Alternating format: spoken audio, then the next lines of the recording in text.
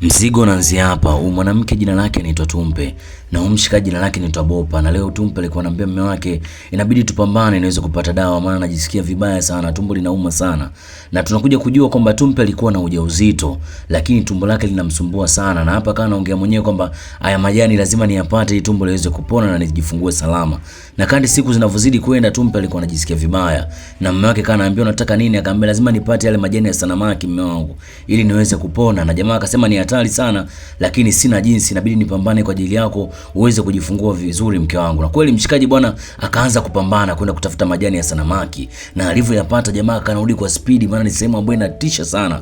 Na mwanamke alivyopata yale majani akawa anajisikia nafuu, akawa anaambia mume wake nahitaji mengine, unaanza kujisikia nafuu. Lakini mshikaji mpaka anashusha pumzi kwamba mke wangu ni hatari sana. Lakini Bopa kwa kuwa anampenda mpenzi wake Tumpe, ikabidi apambane tena kwa mara nyingine, na akasema lazima nifanikishe. Lakini siku kwa bahati mbaya ilikuwa ni siku ambayo ina upepo mkali, lakini alifanikisha kuyapata ile majani ya sanamaki. Na alivyorudi nyumbani mpenzi wake akawa amejisikia vizuri, lakini hali ilizidi kuwa mbaya, na mpaka mwanamke akanasema mimi nakufa mume wangu. Na Bopa akaniambia useme hivyo mpenzi wangu, haina jinsi, ndabidi tu niende tena. Na jamaa kweli bwana ikabidi akomae aweze kwenda kuchukua tena ile majani, na akawa anaongea tu kwamba napambana kwa ajili ya mtoto wangu, ni lazima mke wangu ajifungue salama. Na leo Bopa ilikuwa ni siku mbaya sana kwake, na ule mzimu akamwambia nakuchukia, nilikwambia kwamba majani uchukue mara moja tu, lakini wewe umefanya kama mchezo, sasa inabidi tuingie makubaliano. Na hapa Bopa ikabidi aulize tu kwamba ni makubaliano gani hayo, na huyo mzimu akamwambia mke wako akijifungua na mhitaji mtoto wako. Na hapa Bopa ikabidi aende kumueleza mke wake Tumpe, na Tumpe akawa analia tu, lakini Bopa akamwambia ina jinsi mke wangu, ili upone na uweze kujifungua salama ni lazima upate yale majani. Baada ya miaka kuendelea mbele, Mungu si Asumani bwana, mtoto akazaliwa na jina lake akawa anaitwa Salma. Na alivyozaliwa tu ule mtoto, ule mzimu ukawa umefika kama ulijua vile, na ulivyofika ukawa unamwangalia ule mtoto, na ulivyokuwa unamwangalia kwa umakini ikabidi achukue yule mtoto. Lakini hapa Tumpe alikuwa anagoma kumtoa mwanae, na akanasema Mungu nisaidie. Lakini mzimu ukawa unasema tu kwamba makubaliano ni makubaliano, lazima unipe huyo mtoto. Na Tumpe na Bopa akawana jinsi, mzimu ukachukua mtoto, na ule mzimu kweli bwana ukawa unamfurahia ule mtoto na ukaanza kuondoka naye.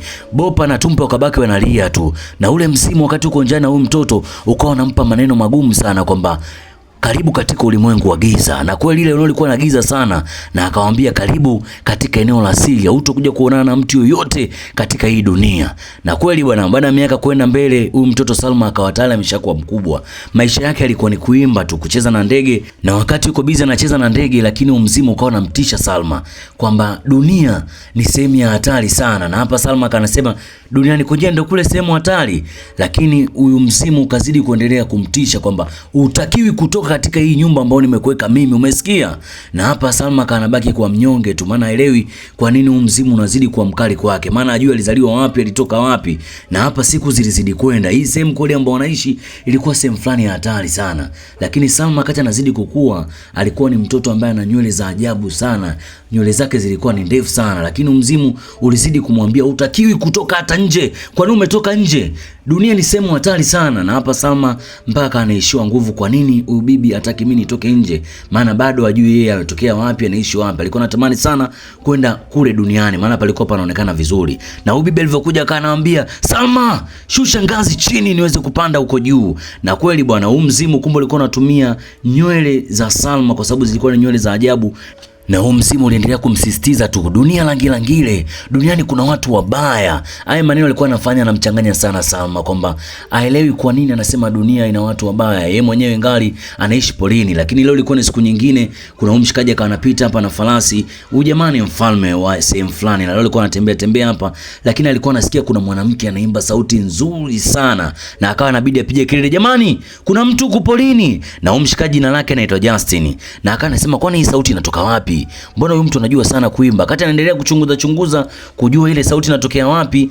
Na huku upande wa pili mzimu ukawa umerudi nyumbani, na ukasema Salma, shusha nywele chini. Na kweli Salma alikuwa akisikia tu sauti lazima ashushe nywele zake za ajabu, kwa sababu hizo nywele ndio zilikuwa zinatumika kama ngazi yake mzimu kupanda juu. Lakini leo jamaa Justin ndio akawa anaona maajabu. Ina maana kumbe ile sauti inatokea kule juu, na huyu mama amefika hapa, ameita hivyo ndo amefanikiwa kupanda kule juu, na mimi inabidi nijue jinsi gani ya kufika kule juu. Baada ya muda kadhaa kwenda mbele, mshikaji Justin akaenda kujaribu, Salma, shusha nywele chini. Na Salma yeye alijua hapa mama yake ameweza kurudi tena, na hapa anajiuliza tu kwamba mama, mbona leo amerudi mapema sana? Lakini kwa sababu alijua ni mama yake akashusha nywele chini, na mshikaji bwana baada ya muda akawa tayari ameshaingia ndani, na Salma aliogopa sana kwa sababu hajawahi kuona binadamu, na akamuuliza huyu sio mwanamke? Na hapa jamaa akasema ulivyokuwa unaimba vizuri umenifanya mpaka nimekuja huku juu, natamani sana kusikia sauti yako. Salma alivyosifiwa alipagawa sana mpaka akaanza kuimba tena, na mshikaji alikuwa anamwangalia Salma vizuri wakati anaendelea kuimba, na hapa mshikaji akasema kiukweli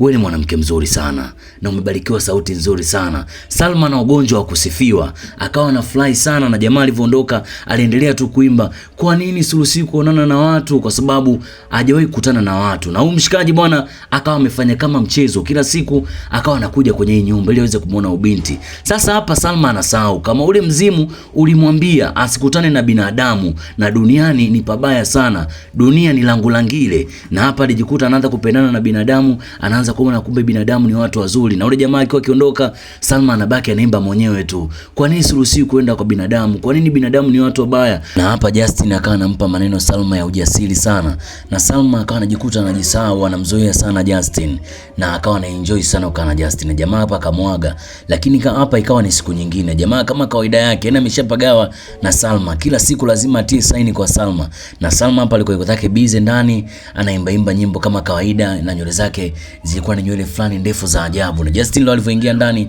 akamwambia hivyo, unajua ni mwanamke mzuri sana na unabidi upate mtu ambaye atakuoa na uwe malikia, uwe mwanamke mkubwa. Na hapa Salma akanasema nitawezaje kwa malikia jamani, na hivi vitu ni vitu gani ulivyoniletea? Akaambia ni dhahabu. Na bado akaendelea kupiga stori zao tu za kawaida za mapenzi. Na hapa Justin alikuwa anajaribu kumuingizia kwamba hapo ulipo kwani wewe upo salama? Na hapa Salma ikabidi amwambie tu ni kweli hapa nilipo ni salama, lakini sipo huru, ndio kitu ambacho kinaniumiza. Na hapa jamaa akaondoka kidogo, na Salma akaendelea tu kuimba nyimbo zake kwamba kwa nini niko sehemu ambayo siko huru. Na jamaa baada ya muda kadhaa bwana akarudi tena akamwambia, kwa kitu nataka nikwambie wewe ni mzuri sana. Na Salma akamwambia na wewe jua ni mzuri sana. Walijikuta wanaendelea kuzoeana, na Salma alikuwa anazama kwa Justin ambaye ni binadamu ambaye huu mzimu kila siku unamkataza kujuana na binadamu. Na hapa Justin akamshawishi Salma kwamba itapofika kesho asubuhi jua la kwanza inabidi itondoke. Na Salma alibaki na mawazo tu akiwaza itakuwaje akiondoka hapa. Na hapa akawa anapanga vitu vyake, lakini huu mzimu wakati uko pembeni unachuma chuma mitishamba, ukasema mbona kama kuna kitu hakiko sawa kinachoendelea kwa binti yangu Salma. Huu mzimu ulivyohisi kama kuna mtu anaendaga kwa Salma akasema ngoja niende, na alipofika akamwambia wewe, naomba niambie ni nani ambaye anakujaga hapa. Na Salma alivyoona huu mzimu umezidi kuwa mkali akawa hana jinsi tu, ikabidi aanze kumuelezea kwamba ni kweli kuna mtu ambaye nilikuwa nimemuona na anakujaga hapa. Akasema unasemaje? Naomba niambie kila kitu ambacho kinaendelea huko ndani. Na Salma akasema ndio, nilivyomuona nikaanza kutengeneza mbinu ili tuweze kuondoka, na ili kwamba atakuja kunichukua ili tuweze kuondoka hapa. Na Salma hapa akawa anasema sasa naenda kuanza maisha yangu mengine kabisa. Ina maana sasa kati anaendelea kumuelezea huu mzimu ukasema kwamba ina maana kumbe kuna mtu alikuwa anaingia huko ndani. Na Salma akasema lakini ulitufumania ndio maana nimeshindwa kuendelea na huu mpango. Lakini akamwambia sasa nakwambiaje, na kupeleka sehemu ambayo hautoonekana, hautomsikia mtu yoyote. Na kweli bwana akafanya mambo yake kichawi na akamfungulia njia ili aweze kumtupia huko, na akamwambia hautokuja kumuona tena huyo mtu. Na akamkata zile nywele zake za maajabu na akamuingiza ile sehemu, na akamwambia sasa hii ni sehemu ambayo nakutupia kwenye mawimbi na upepo mkali. Na Salma hapa alikuwa kuna upepo mkali kwa akawa anajikunyata hivi kwa sababu ulikuwa na baridi kali. Na mshikaji bwana kesho alipofika kama kawaida yake kaniita Salma, shusha ngazi chini. Na kweli bwana akashushua ngazi, lakini anaingia ndani akutana na ule mzimu. Akasema yupo wapi? Akasema sasa hutomuona tena, na nimempeleka sehemu ambayo hutomuona tena, atakufa. Na jamaa akaona hana muda wa kupoteza bwana, akabidi aruke, na kwa sababu hamna ngazi tena akadondoka mpaka chini ili aweze tu kwenda kumfuata Salma. Na hayo yote jamaa anayafanya ni mapenzi. Na alivyodondoka chini akaanza kutembea mdogo mdogo, akawa anapita sehemu zenye milima na mabonde, maji ili tu aweze kufika. Na mwanamke alipofika huku akawa anaimba tu nyimbo yake, kama kweli ananihitaji na kunipenda basi ataweza kufika huku nilipo. Na mshikaji kati anaendelea kutembea, ghafla akasikia sauti, akasema ni sauti yake, ina maana namkaribia. Baada ya muda kidogo jamaa aliendelea kutembea, na baada ya muda akamuona, akamwambia ni wewe. Wakamwambia ni wewe, wakakumbatiana kwa furaha sana baada ya kuonana, kwa sababu Salma hakuamini kama mshikaji anaweza kafika mpaka sehemu hii, na mpaka akawa anatoa machozi. Na mshikaji akawa anamwambia usilie, lazima nikupeleke sasa sehemu ambayo mimi nilikuwa naishi, maana nimefurahi sana. Wakakumbatiana na Salma akaanza kama kawaida yake kuimba, kwa sababu alikuwa anajua jamaa anapenda sana muziki na alipenda kwa sababu ya muziki. Na wakati wanaendelea kutembea wanaelekea jamaa, na wakati wanaendelea waliendelea kutembea kule, wakawa wamefanikiwa kufika karibu na alipokuwa anakaa yule mshikaji, na ni mji mzuri sana. Na hapa Salma ikabidi amuulize, unataka kuniambia hii ndo dunia yako na nyumbani kwako? Na jamaa akasema huko ndo anapoishi. Na jamaa kule akamfikisha mpaka nyumbani. Alivyomfikisha kama jamani anaitwa Salma, na watu walipiga sana makofi na wakapigana makisi na wakasema tumempokea kwa pamoja, na huyu ndo malikia wa eneo letu, kwa sababu jamaa alikuwa hajaoa. Salma alifurahi sana na maisha yake yanaanza kubadilika, na Salma alikuwa ni mwanamke ambaye amependeza sana. Hata zile nywele ambazo alikuwa amekatwa zikaanza kuota tena. Na Salma alikuwa ameenda garden kutembea, akawa na enjoy yale mazingira ambayo alikuwa anaishi, kwa sababu hata siku moja alikuwa hajawahi kuishi huko, alikuwa anaishi kule ambapo alikuwa amewekwa na yule mzimu.